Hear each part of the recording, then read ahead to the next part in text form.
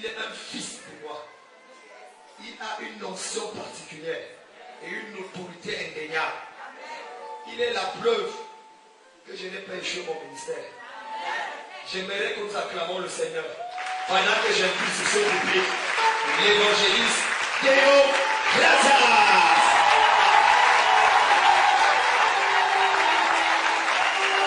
Alléluia, alléluia. On va aller rapidement, je vais finir le mot. On va chanter Jésus a marché sur les eaux.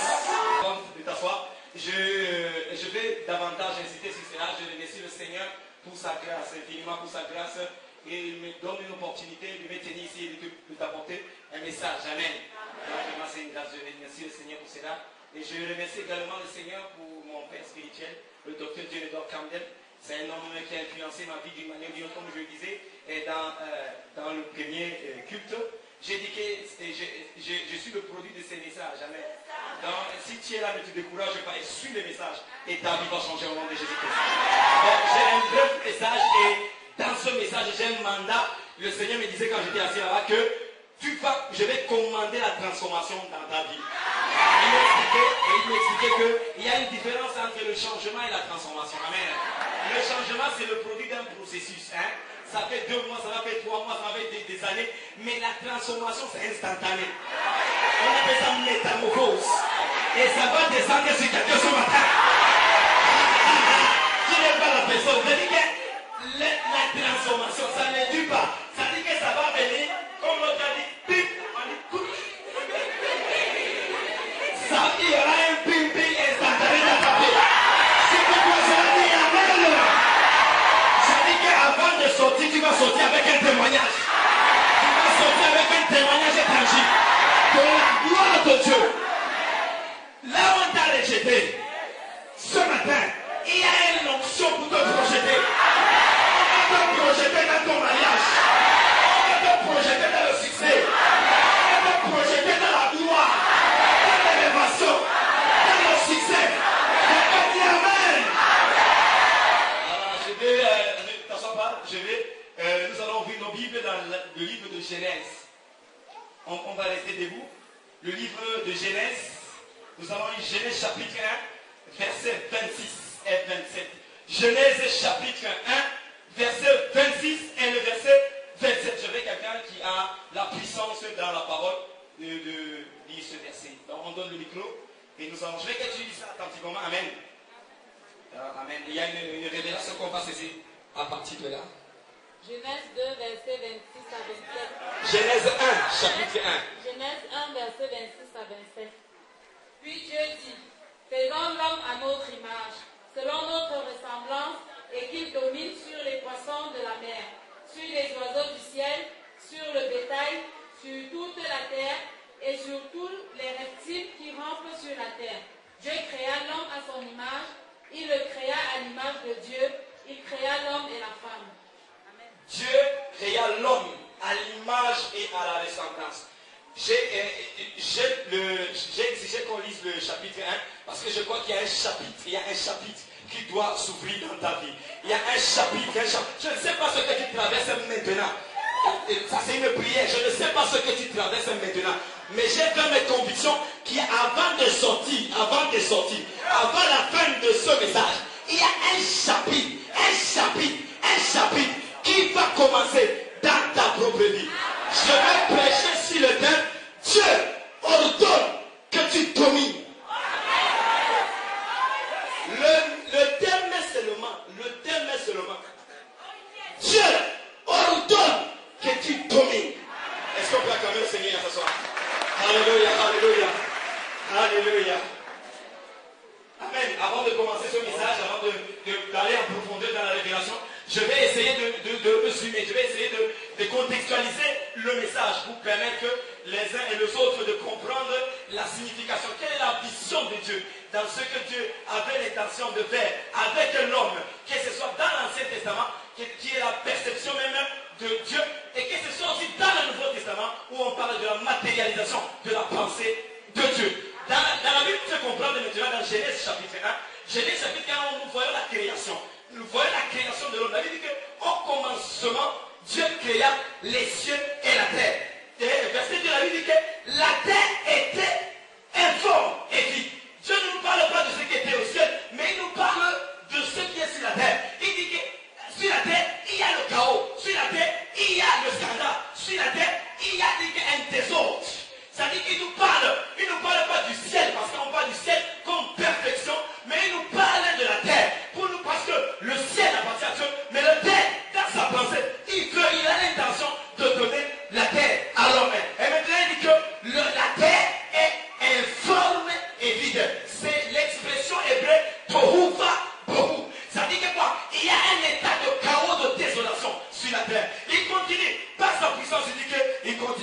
Genève. Verset 3, verset 4, il commande la lumière.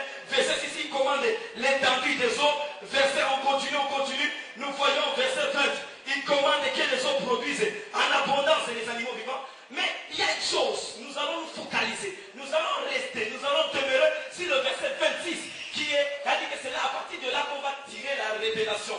Et à la fin, tu vas comprendre au fait que l'intention, le plan de Dieu, c'est que Dieu t'appelle à exercer la domination. Dieu t'appelle, au fait que Dieu t'ordonne qu'à partir d'aujourd'hui, tu commences à dominer. Maintenant, lorsque nous arrivons au verset 26, la Bible nous fait comprendre que Dieu, le Père, de Genèse chapitre 1 au Genèse chapitre 25, c'est Dieu le Père qui se manifeste. Mais à partir du verset 26, nous voyons Dieu, le Père, en train d'appeler. Il appelle le Fils, il appelle le Saint-Esprit à la création de l'homme. Quelqu'un dit Amen. Amen. Ce que je veux dire ici, c'est que tu es très important devant Dieu. Tu es très précieux devant Dieu.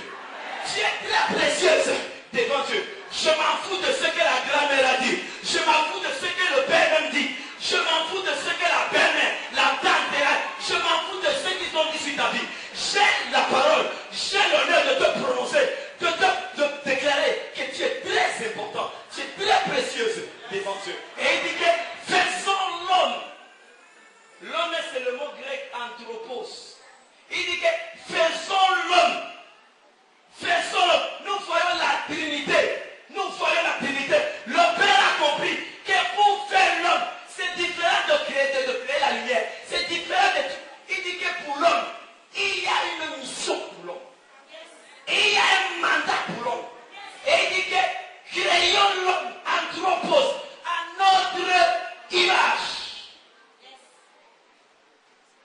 Créons l'homme à notre image. Je vais appeler deux personnes rapidement.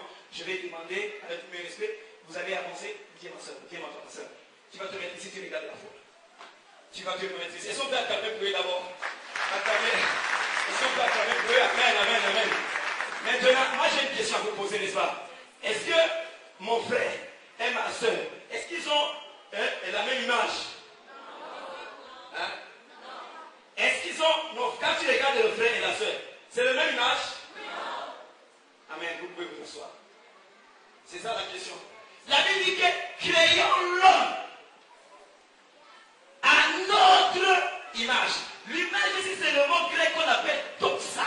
Doxa parle de la gloire. Faisons l'homme à notre image. Dieu était en train de dire, créons l'homme, fabriquons l'homme avec notre gloire. La bonne nouvelle que j'ai pour toi, c'est qu'il y a la gloire de Dieu qui est cachée en toi. Je dis qu'il y a une gloire de Dieu qui est en toi. Il y a une gloire de Dieu qui est en toi. Et qui doit se manifester ce matin. Ça doit sortir ce matin. Ça doit venir. Regarde ce qui se passe. La gloire, c'est ce qui parle de l'image. Et c'est pour ça que lorsque Jésus-Christ, avant de partir sur la croix, il a dit aux disciples que comme vous voyez, je suis en train de partir. Je vais chez le Père. Mais laissez-moi vous dire, vous allez recevoir le consolateur. Dieu peut lui dire que, comme tu es en train de partir là, je veux que tu nous montres seulement le Père. Nous voulons voir le Père. Et après avoir vu le Père, c'est fini. Pas de questions, on ne va plus poser des questions. Jésus dit que depuis que je suis avec vous, depuis que je marche avec vous, depuis que vous voyez des témoignages par là, vous voulez encore voir le Père. Si vous m'avez vu, vous avez vu le Père. C'est comme si tu ne comprends pas ce message. C'est comme si tu... Une manière de dire que la gloire que je dégage, c'est la gloire du Père. À partir de ce matin, la gloire du Père sera dégagée en toi. La gloire du Père sera dégagée en toi. La gloire du Père sera dégagée en toi. Si vous comprenez cela, dis yes. Et c'est sur cette parole que Jésus-Christ a dit que celui qui croit en moi, on Jean chapitre 12. Nous allons entrer en profondeur dans la parole. Jean chapitre 12. Nous allons 14. Bon, lisons 14. C'est important. C'est important, lisons 14. Ça va te permettre de comprendre ce message. Jean chapitre 14, rapidement, nous allons lire quelque chose. Chapitre 14. Chapitre 14, à partir du verset 12. La Bible nous dit, vous êtes là? Si tu as dit Amen. Non, je veux que tu parles avec la vie. Dis Amen. Je veux que tu parles avec autorité. Dis Amen. Jean chapitre 14, verset 12. La Bible dit que, en vérité, à chaque fois que tu vas lire, dans la méditation, dans la lecture, et que tu vas trouver Jésus-Christ dit en vérité, c'est qu'il a envie de ressortir un principe biblique, un principe divin. À chaque fois, vous le voyez aussi dans Jean chapitre 3, il dit à Nicodème, dit que Seigneur, moi j'ai vu les miracles, j'ai vu les paralytiques marcher, j'ai vu des choses surnaturelles, phénoménales. Jésus dit que non, en vérité, tu dois naître. La nouvelle naissance, ce n'est pas une, comment dire, une option. C'est une obligation. Tu dois naître de nouveau. C'est comme ça qu'il a dit. La nouvelle naissance, c'est une obligation. Donc, lorsqu'il dit qu'en vérité, il a essayé d'insister sur un principe fondamental. Et maintenant, les principes bibliques, les vérités spirituelles fonctionnent comme les lois naturelles. Tu n'as pas compris cela? Je dis que ça fonctionne, ça se déclenche comme les lois naturelles. La force est de pesanteur. Tu montes ici, tu tombes, tu vas te casser. C'est comme ça. C'est les lois naturelles. Et il dit en vérité, écoutez maintenant. Il dit en vérité, je le dis, celui qui croit en moi fera aussi les mêmes œuvres que je fais. Qui sont ceux qui croient au Seigneur maintenant? Non, attends, réfléchis avant de demander. Si tu crois au Seigneur maintenant, il dit que ceux qui croient au Seigneur vont faire les mêmes choses. Les mêmes choses. Il dit les mêmes choses.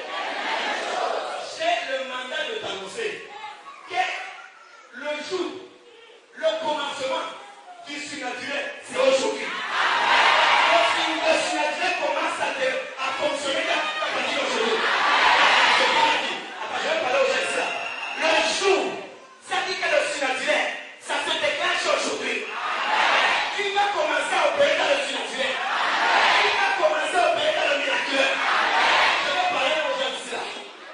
Ta vie se métamorphose à partir d'aujourd'hui.